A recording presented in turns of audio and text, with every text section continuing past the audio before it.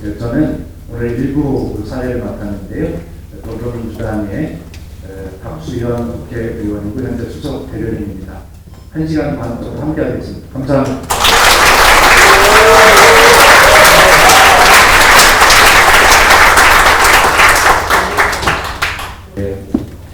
황 교수님의 이러한 일생의 연구를 집대성한 건 책은 동서양 국가운동의 흐름을 꿰뚫어 4차 산업혁명 시대에 나아가야 할 국가상을 제시하고 대한민국의 혁신과 미래 전략을 담고 있다고 생각합니다.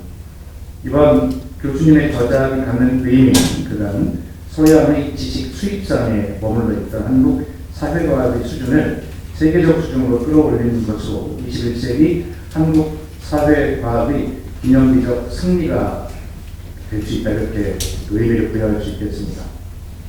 자, 그러면 지금부터 본격적으로 정의국가에서 인의국가로 출판 기념회를 시작하겠습니다. 다음은 정의국가에서 인의국가의 저자이시자 오늘 출판 기념회 주인공이신 황태현 건국대 명예교수님의 50년 학술과 활동 이력을 소개해 드리겠습니다.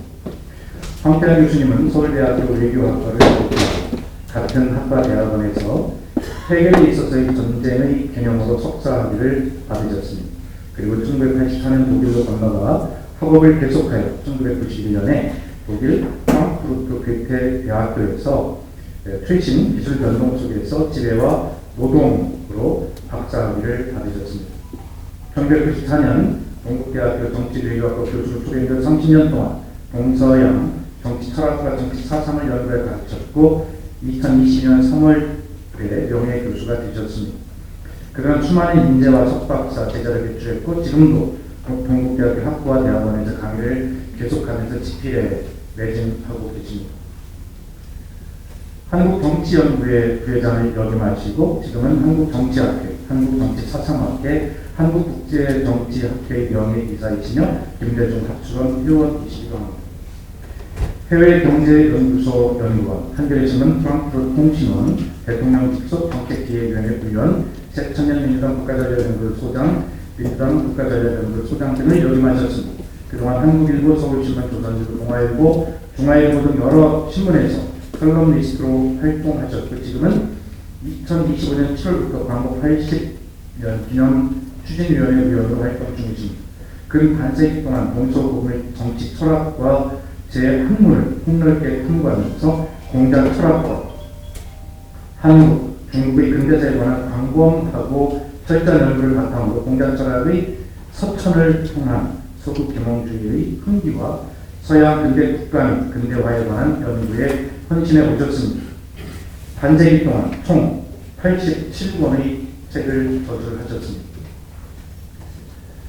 동서정치철학 또는 공자철학 연구소로는 실증지 주역 2008년, 공자와 세계 2011년, 감정과 공감의 해석학 2014-15년, 해적 문명의 이론 2016년, 공자의 인식론과 역학 2018년, 공자철학 서구 계몽주의 기원 1, 2 2019년, 근대 영국의 공자 숭배와 모랄리스트들 상하 2023년, 근대 프랑스의 공자 열광과 계몽 철학 2023년, 근대 독일과 스위스의 유기적 계몽주의 역시 2023년, 공자와 미국의 건국 상하 2020년에서 23년, 유교적 근대 일반 이론 상하 2023년 등이 있습니다. 그리고 공자의 자유평등 철학과 사상 초유의 민주공화국 2021년에 이어 공자의 충격과 서구 자유평등 사회의 탄생 1상권 2020년과 극동의 격동과 서구 관영국가의 탄생 2022년, 유교 제국의 충격과 서구 근대국가의 탄생 1상권 등이 연달아 공간되었습니다. 공자와 관련 저자는 15부작 전 29권입니다.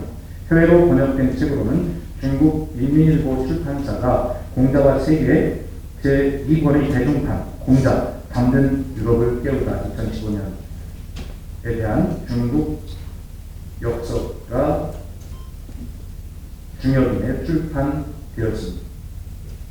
한국 정치 철학 및 한국 정치사, 한국 정치 사상사 분야로는 지역 패권의 나라, 사상 체질과 리더십, 중도 개혁주의 정치 철학, 조선시대 공공성의 구조연동, 대한민국 국호 이브레와 인국의 의인 가보 베란과 이 아관 망명 백성의 나라 대한제국 갑진 외란과 국민 전쟁 한국 근대화의 정치사상 일제 종족주의 중도적 진보 행복 국가로 가는 길 사상 체제 철학과 세계가 보인다.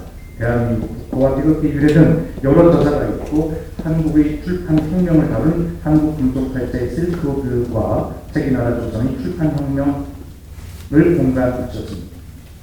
마지막으로 서양 정치 분야에서는 최신 기술 변동 속에서의 지배와 노동, 환경 정치학, 포스트 사회론과 비판이론, 지배와 이성, 문권형 대통령제 연구, 개몽의 기획, 서양 근대 정치 사상사 등 여러 저자를 출간하셨습니다. 그리고 2023년에는 요리하는 인간 12월 명령 방대한 저자, 도덕의 일반론, 도덕 철학에서 도덕 과학으로 상하를 공간하셨고 2025년 초반에는 분권형 대통령, 재환경 대통령의 권력 낭비와 정의 국가에서 개인의 국가로 국가 변동의 일반론 상하가 거의 동시에 공간되었습니다. 힘듭니다. 제목만 읽기 힘드세요. 예, 그래도 다행입니다. 제가 제목이라도 안 틀릴 수 있었어요. 모두 주옥 같은 책이면서 벽돌처럼 두껍습니다. 대한민국 5,000년 역사를 통틀어 학자 중 가장 많은 분량 책을 저술하셨다고 해도 과언이 아닙니다.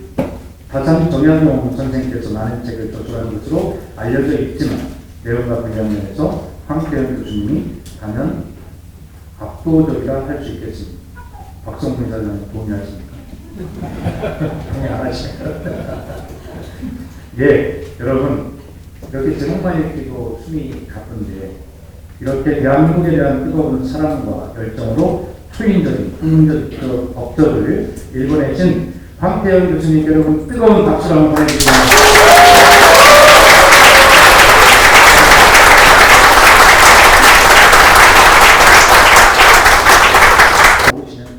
이어서 황태현 교수님의 인사 말씀이 있을 예정입니다. 네, 여러분 다시 한번 뜨거운 박수로 교수님을 만나보고 계십니다. 이 자리는 저의 졸적 정의과에서 이 국가로의 출판을 기념하는 자리입니다. 이 책은 제가 지난 반세기 동안 연구하며 얻은 정치 철학적 깨달음을 종합한 87번째 저서입니다. 앞으로 더 많은 역사서들이 준비되고 있어서 곧 저서 100권을 넘길 것 같습니다. 이 책의 출판을 특별히 기념하는 것은 이 책의 내용이 세계적으로 3, 4차 산업혁명과 그리고 내란에 직면한 이 시대의 우리 사이에 꼭 필요하다고 생각하기 때문입니다. 오늘 오신 분들 가운데 이 책을 완독하신 둘은 김경희 지식산업사 대표님과 감옥에 오래 고생하신 우리 송영길 대표님이 두 분이십니다. 그리고 김종민, 박성균, 정진욱 의원님은 열심히 읽고 계신 걸로 알고 있습니다. 그러나 다른 분들은 방금 책을 받아서 책의 내용을 아직 접하지 못했을 거라고 생각합니다. 그래서 이 책의 요지를 잠시 말씀드리고자 합니다.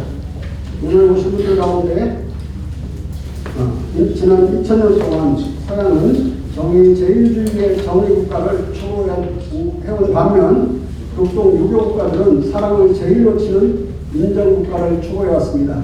어디인자의 정사정자를 쓰는 인정은 맹자의 용어입니다.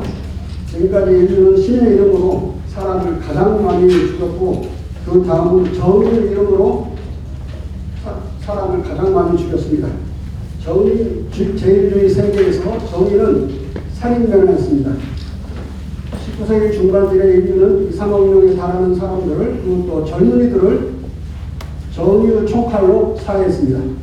정의의 전쟁은 거의 다 동족상자로 내전이었습니다. 러시아에서는 대전쟁에서보다 혁명 내전에서 더 많은 사람을 죽였습니다.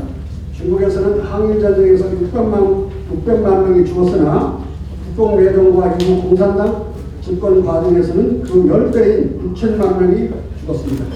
한국의 경우는 항일전쟁에서 60만 명이 희생되었으나 해방 후에는 그 5배인 300만 명이 동족에 의해 살해되었습니다. 서양 정치 사상의 침수로 말미암은 것입니다.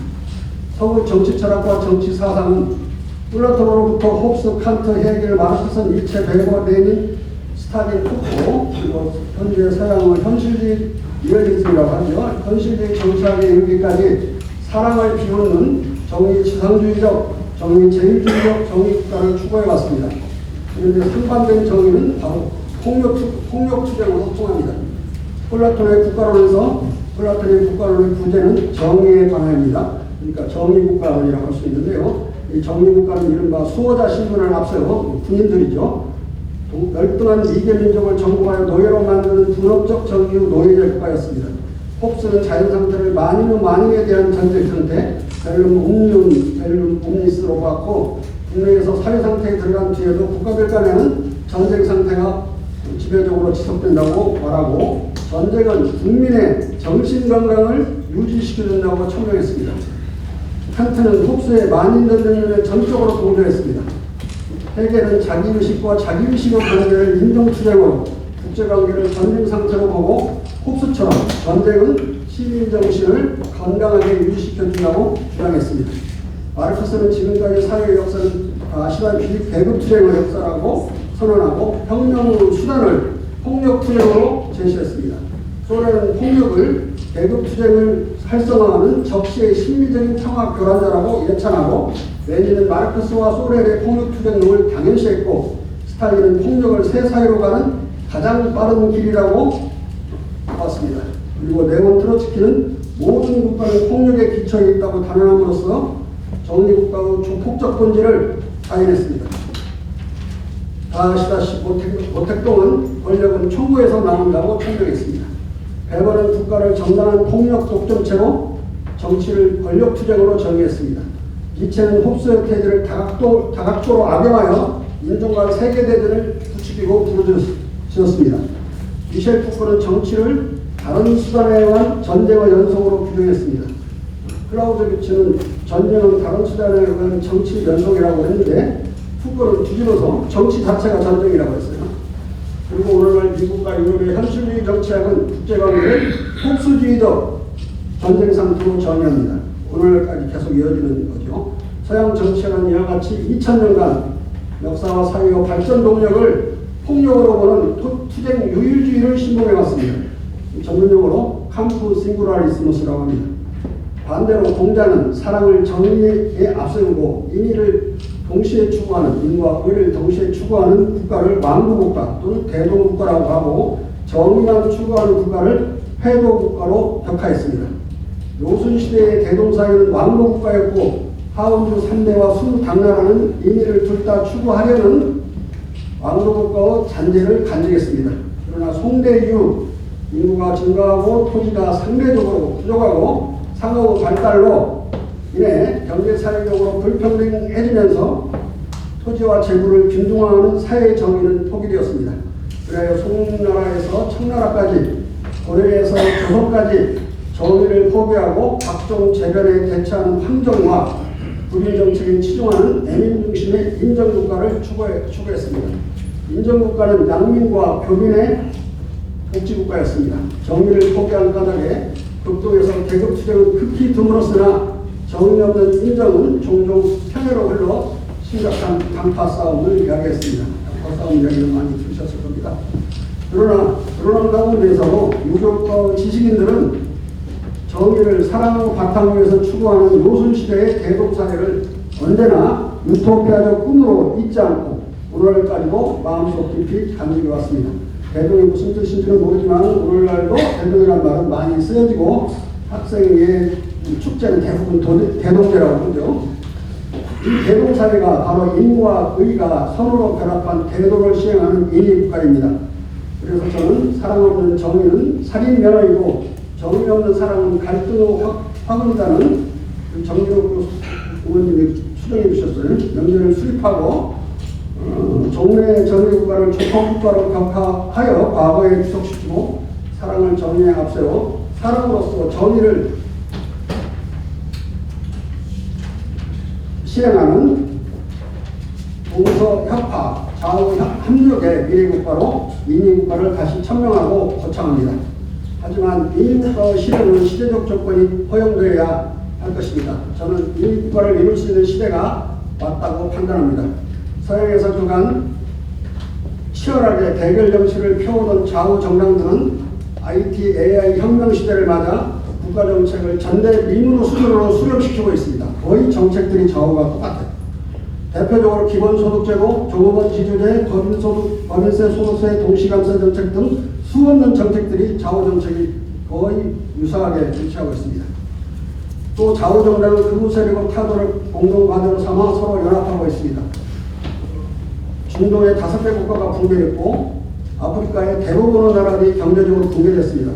난민들이 서구로 쇄도하고 있는데 극우 정당들은 가만히 앉아서 엄청난 정치적인 수학을 하고 있고, 이탈리아는 파쇼가 집권했고 오스트리아도 파쇼가 제1당이 됐습니다. 나치가 제1당이 됐습니다. 오스트리아의 자유당은 한 번도 반성한 적이 없는 과거에 나치 군대의 하사관과 장교들이 만든 정당입니다. 그 정당이 제1당이 됐어요. 독일도 제2당으로 올라섰고, 프랑스는 여러분이 잘 아시다시피 영국도 영국 개혁당이 제2당이 됐습니다. 그리고 동구권은 모조리 오늘날 기준으로 극우 정당들이 집권하고 있습니다. 통발에서부터 폴란드까지.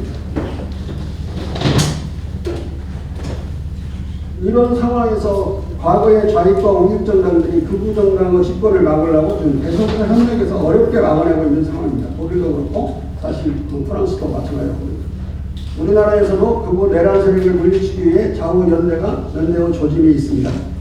좌우 세력의 대립적 정의다툼을 기로하고 선취한 바로 인간의적 동포애적 연대가 바로 사랑인 것입니다. 이 연대 속에서도 좌우 간의 또 다른 정책을 갖고 선의의 경쟁을 벌이는 것, 이것이 바로 사랑을 담은 정의의 추구입니다. 그래서 저는 인류가 전대미문의 3, 4차 산업혁명과 전 세계적 극우 도발에 직면한 이 시대에 특별히 인정치와 인위국가를 2000년 인류 역사 속에서 지속되어 온 인정 없는 정의국가 또는 정의 없는 인정국가의 반편적 국가 형태를 청산하는 새로운 국가 변동의 일반적 방향으로 소리높여 천명하는 바입니다. 이것이 이 책의 요지입니다. 경청해 주셔서 감사합니다.